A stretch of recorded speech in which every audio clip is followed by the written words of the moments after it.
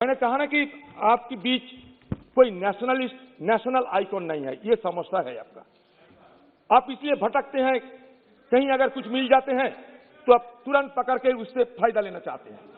आप इतने लोगों को नाम कर रहे हैं हिंदुस्तान की, कभी पंडित जवाहरलाल नेहरू के बारे में एक लफ्ज नहीं निकालते हैं अपनी जबान से, क्यों?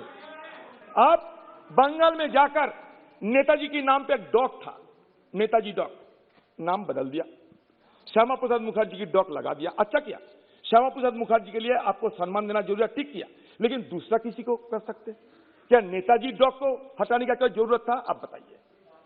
मादुरा हिंदू महासभा की जो सेशन हुई थी और भागलपुर हिंदू महासभा की जो सेशन हुई थी 1940 और 41 में, उसमें सावरकर की क्या वक्तव्य थी, उनका जो लेक्चर दिया था,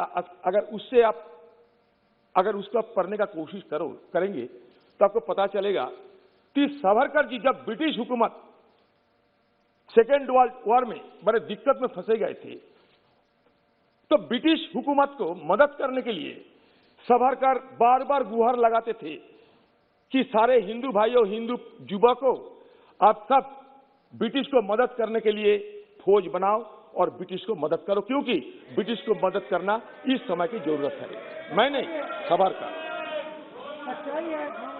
अब देख लीजिए सकते, मैं मादुरा हिंदू महासभा की सेशन की बात जिक्र किया 1940 और भागलपुर हिंदू महासभा का भी जिक्र किया। अब देख सकते हैं,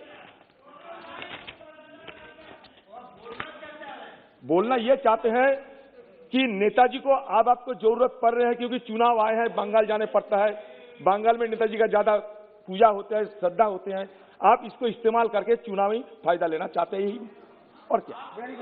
हिंदुस्तान की लाखों की तादाद में किसान आकर खुले आसमान तले महीनों भर अपना बात रखते हुए एक दुर्दशाग्रस्त एक जिंदगी गुजार रहे हैं। क्यों 200 से ज्यादा हमारे किसान को जान गंवाने पड़े? क्यों? क्या हो गया? क्या हमारे प्रधानमंत्री जी ये दिल्ली में रहते हुए सारे हिंदुस्तान नहीं बल्कि सारे दुनिया के साथ आप वार्ता कर सकते हैं, लेकिन हमारे किसान के साथ आपको वार्ता करने का फुर्सत नहीं मिलता? क्या इतना अहंकार क्यों आपको? यह अहंकार किसी को आगे जाने में रुकावट पैदा करते हैं प्रधानमंत्री जी। अहंकार मानवता की क्षति करते हैं। आप लोहे की कील लगा दिया, आप कटीले तारों की बैरियर लगा दिया, आप बिजली पानी काट दिया, आप इंटरनेट बंद कर दिया, आप ट्रैक्टर घुसते ना पाए इसलिए नया कानून को अपना रहे हैं कि 10 साल की ज्यादा ट्रैक्टर नहीं घुसने देंगे। क्यों इस तरीके के अत्याचार हमारे किसान के खिलाफ क्यों कर रहे हैं? किसान आपके खिलाफ क्या किए हैं? हमारे किसान की ये दुर्दशा, ये बर्बादी हमें सहन नहीं होता, इसलिए सदन में आके हम चिल्लाते हैं, शोर मचाते हैं, गुहार लगाते हैं कि कम से कम किसानों की मुद्दा अलग से चर्चा किया जाए। वो भी आप नहीं सुनते, आपका बहुमत है, आप नहीं सुनोगे। बहुमत की बाहुबोली को बंद करो। ये बहुमत की बाहुबोली लोकतंत्र के लिए कोई शुभ चिन्ह नहीं होते हैं। ये बहुमतों की बाहुबली बंद करो और किसान के साथ वार्ता करके आप किसान की मांग पूरा करो। सदन में सारे विपक्ष की ओर से और खासकर आपका पार्टी भी बहुत सारे एमपी की ओर से मैं ये गुजारिश करता हूं, आज की सदन में मैं सबके सामने ये बात रखने का कोशिश करती है। अभी हिंदुस्तान में एक माहौल पैदा किया जा रहे हैं कि हिंदुस्तान की दुश्मन है मुसलमान। धीरे धीरे उसके साथ हिंदुस्तान में और एक माहौल पैदा किया जा रहे हैं कि हिंदुस्तान की दुश्मन है हमारे अन्नदाता किसान। एक तरफ मुसलमान और एक तरफ किसान, दोनों को खिलाफ आप लोग जंग छेड़े हैं। ये तो सच्चाई है। अगर ये सच्चा नहीं होता तो हमारे दिल्ली की सीमा में ये नजारा हमें क्यों देखने पड़ता? ये क्या हमारे लिए क्या गर्व की विषय होते हैं?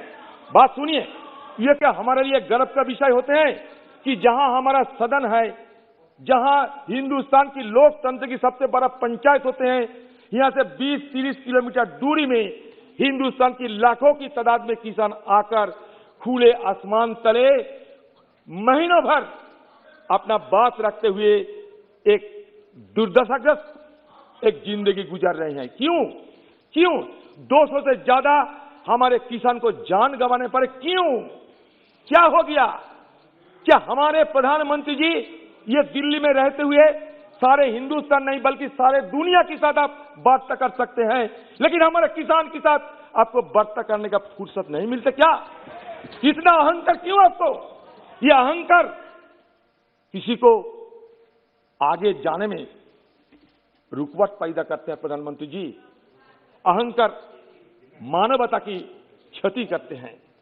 आप लोहे की कील लगा दिया, आप कटीले तारों की बैरियर लगा दिया, आप बिजली पानी काट दिया, आप इंटरनेट बंद कर दिया, आप ट्रैक्टर घुसने ना पाए इसलिए नया नया कानून को अपना रहे हैं कि 10 साल की ज्यादा ट्रैक्टर नहीं घुसने देंगे। क्यों इस तरीके के अत्याचार हमारे किसान के खिलाफ क्यों कर रहे हैं? किसान आपके खिलाफ क्या किए हैं?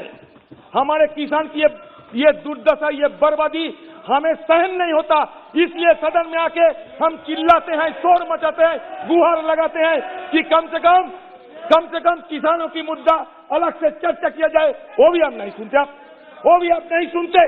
आपका बहुमत है, आप नहीं सुनोगे। बहुमत की बाहुबोली को बंद करो। ये बहुमत की बाहुबोली लोकतंत्र के लिए कोई शुभ चिन्ह नहीं होते हैं। ये बहुमतों की बाहुबली बंद करो और किसान के साथ वार्ता करके आप किसान की मांग पूरा करो।